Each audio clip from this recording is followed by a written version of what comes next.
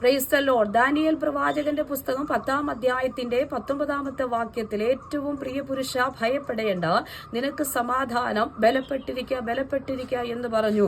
അവൻ എന്നോട് സംസാരിച്ചപ്പോൾ ഞാൻ ബലപ്പെട്ടു. യജമാനനെ സംസാരിക്കണമേ, നീ എന്നെ ബലപ്പെടുത്തിയിരിക്കുന്നുവല്ലോ. ദാനിയേലിന്റെ ഉപവാസവും പ്രാർത്ഥനയും അതിനോടനുബന്ധമായി ദൈവത്തിന്റെ ആലോചനകളൊക്കെ ഏറ്റുവാങ്ങി പിന്നെയും കർത്താവിന്റെ സന്നിധിയിലായിരിക്കുന്ന ദാനിയേൽ, അതെ, അവൻ ബലമില്ലാത്തവനായി കരയുമ്പോൾ അതേ കർത്താവ് അവനെ ബലപ്പെടുത്തുകയാണ്. അങ്ങനെയെങ്കിൽ പ്രിയരെ, എത്രയോ അവസ്ഥകളിൽ ജീവിതത്തിൽ ബലമില്ലാതെ ആയിരിക്കുന്ന അവസ്ഥകളൊക്കെ നിങ്ങളുടെ ജീവിതത്തിൽ കടന്നു വരുമ്പോൾ, ചില വിഷയങ്ങളുടെ മുൻപാകിൽ പതറി നിൽക്കുമ്പോൾ, ബലമില്ലാത്തവരായിരിക്കുമ്പോൾ, എന്ത് ചെയ്യണമെന്ന് അറിയാത്തവരായി നിൽക്കുമ്പോൾ, ഇതാ ഈ വചനങ്ങളിലൂടെ കർത്താവ് നമ്മെ ഉറപ്പിക്കുകയാണ്.